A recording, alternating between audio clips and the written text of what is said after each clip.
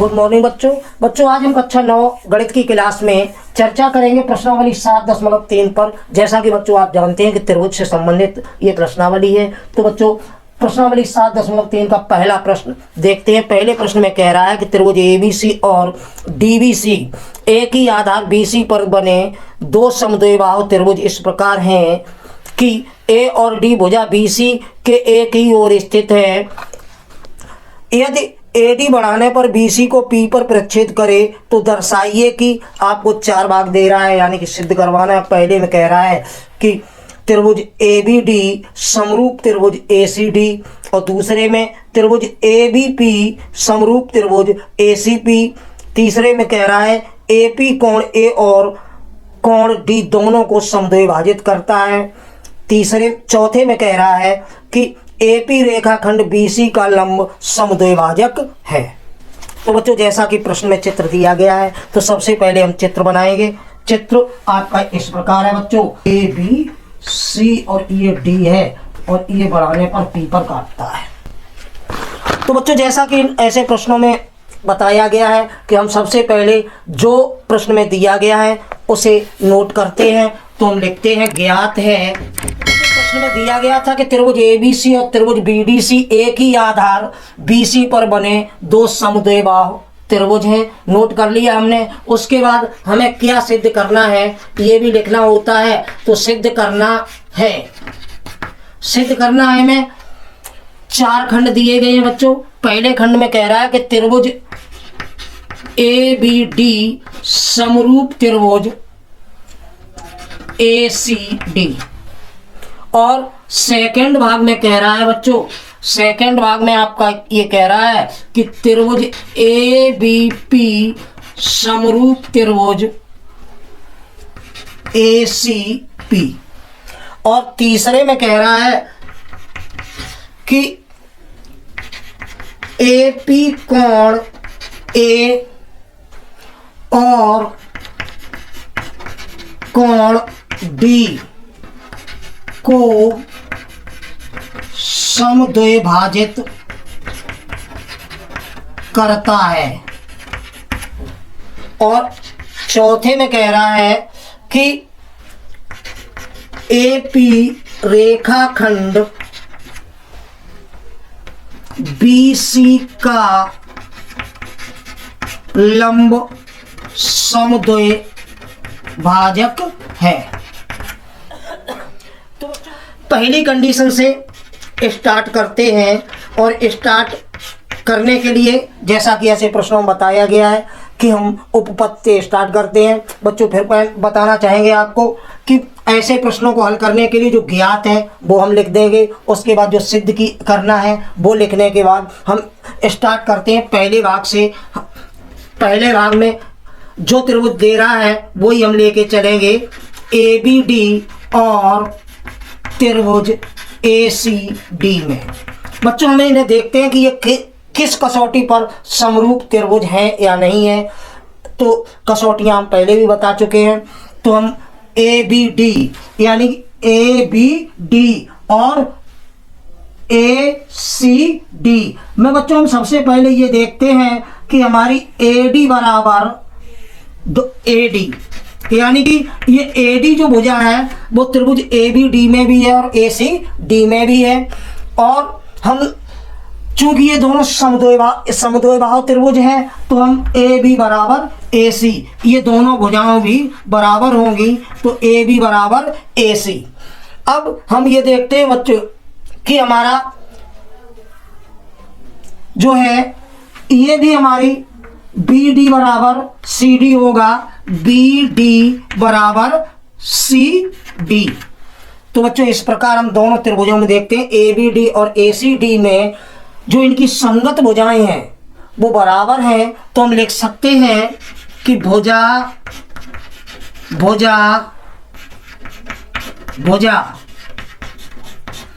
समरूपता से या सर्वांग समता से ये दोनों जो त्रिभुज हैं त्रिभुज ABD सर्वांग सम त्रिभुज ACD, ये दोनों ही त्रिभुज सर्वांग सम होंगे। तो इस प्रकार ये बच्चों पहला भाग जो है आपका हल हो गया है। और बच्चों जब पहला भाग बराबर हो गया है तो हम यहाँ लिख सकते हैं कि सर्वांग सम त्रिभुजों के संगत भाग बराबर होते हैं, जब ये संगत भाग बराबर होते हैं तो हम बच्चों लिख सकते हैं कि कोण BAD और बराबर कोण DAC।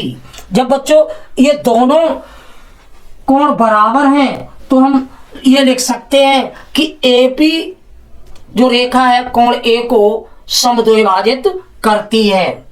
तो इसे लिख सकते हैं बच्चों AD या AP। बच्चों AD या AP कोण A को समद्विभाजित करती है। अब बच्चों हम देखते हैं दूसरा भाग हल करने के लिए हम चलते हैं सेकंड भाग की तरफ। और सेकंड भाग में जो त्रिभुज की बात कर रहा है, त्रिभुज ABP और त्रिभुज ACP में। बच्चों ABP और ACP में देखते हैं, सबसे पहले देखते हैं कि AP भुजा दोनों में कॉमन है, अतः हम लिख सकते हैं कि AP बराबर AP। और बच्चों ये जो है AB और AC दोनों समद्विबाहु त्रिभुज की हैं भुजाएं हैं, तो AB बराबर AC भी लिख सकते हैं। और बच्चों इसी प्रकार हम ये देखें, ये कसौटी के लिए हम ऊपर ये सिद्ध कर ही चुके हैं कि जो ये कोण बराबर ये कोण है, तो हम ये लिख सकते हैं कोण BAP बराबर कोण CAP। तो इस प्रकार बच्चों हम देखते हैं कि दोनों त्रिभुजों में दो संगत भुजाएं और एक कोण बराबर हैं, तो हम इसे लिख सकते हैं भुजा सर्वांग समता से। भुजा सर्वांग समता से ये दोनों ही जो त्रिभुज हैं, त्रिभुज ABP और त्रिभुज ACP हमारे समरूप त्रिभुज होंगे। तो हम इस प्रकार लिख सकते हैं कि त्रिभुज ABP समरूप त्रिभुज ACP। इस प्रकार बच्चों ये दूसरा भाग इसका अब सिद्ध हो चुका है। तीसरे भाग में ये कह रहा है, तीसरे भाग को सिद्ध करने के लिए बच्चों हम लेते हैं त्रिभुज ABP। तो बच्चों अब हम तीसरे भाग को सिद्ध करने के लिए ये त्रिभुज लेंगे BPD और CPD। तो हम लेंगे त्रिभुज BPD और त्रिभुज CPD में। बच्चों जब इन दोनों त्रिभुजों की बात करते हैं तो हम ये देखते हैं, सबसे पहले तो जो DP रेखा है दोनों में उभयनिष्ठ है, अतः DP बराबर DP लिख देंगे। और बच्चों हम ऊपर ये दिखाई चुके हैं कि BD बराबर CD। तो इस प्रकार बच्चों इनकी दोनों त्रिभुजों की दो संगत भुजाएं बराबर हैं। और हम देख सकते हैं कि ये जो है BP बराबर CP। तो हम देखते हैं कि दोनों त्रिभुजों में कि तीनों संगत भुजाएं जो है आपस में बराबर हैं। तो हम लिख सकते हैं कि भुजा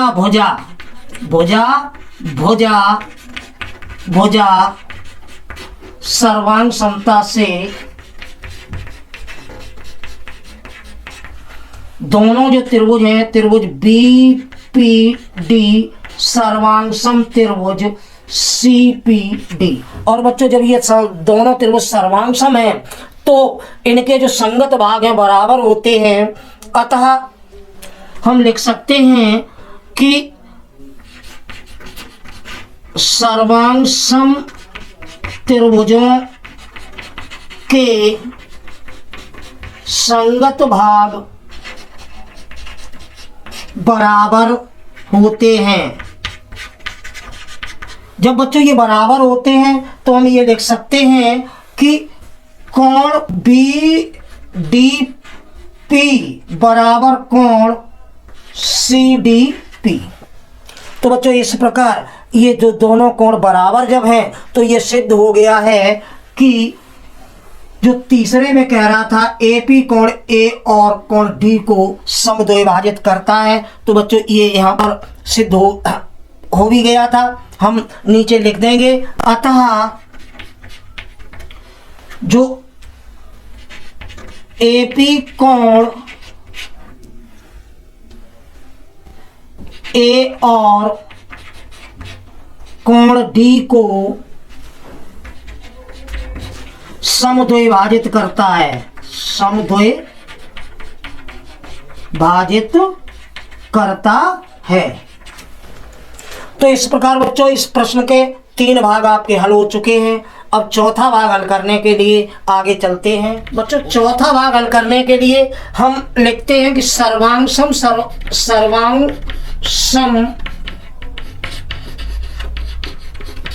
त्रिभुजों के संगत भाग बराबर होते हैं। जब बच्चों ये संगत भाग बराबर होते हैं तो हमारा ये हो जाएगा कोण ए पी बी बराबर कोण ए पी सी, यानी कि ये कोण हमारे बराबर हैं। जब ये कोण बराबर हैं तो इन कोणों का हम देखते हैं ये रैखिक युग्म है। कोण रैखिक युग्म है तो हम लिख सकते हैं कि इन दोनों कोणों का योग 180 अंश होना चाहिए, यानी कोण ए पी बी और प्लस कोण ए पी सी बराबर 180 अंश। तो बच्चों हम ये जो है अगर कोण ए पी बी की बात करें तो ये आपका एक समकोण बराबर समकोण त्रिभुज हो जाएगा, समकोण त्रिभुज हो जाएगा। जब ये समकोण त्रिभुज होगा तो हमें ये स्पष्ट है कि ए पी लंबवत होगा बी सी के। जब बच्चों ए पी लंबवत बी सी के होगा तो हम ये लिख सकते हैं कि बी पी बराबर टी सी। तो लास्ट में बच्चों हम लिख सकते हैं, अतः जो चौथे भाग में पूछ रहा था कि सिद्ध कीजिए कि एपी रेखाखंड, अतः एपी रेखाखंड बीसी का लंब समद्विभाजक है, समद्विभाजक है। तो इस प्रकार बच्चों प्रश्न नंबर 1 जो था आपका हो चुका है। लास्ट में हम लिख सकते हैं यही सिद्ध करना था।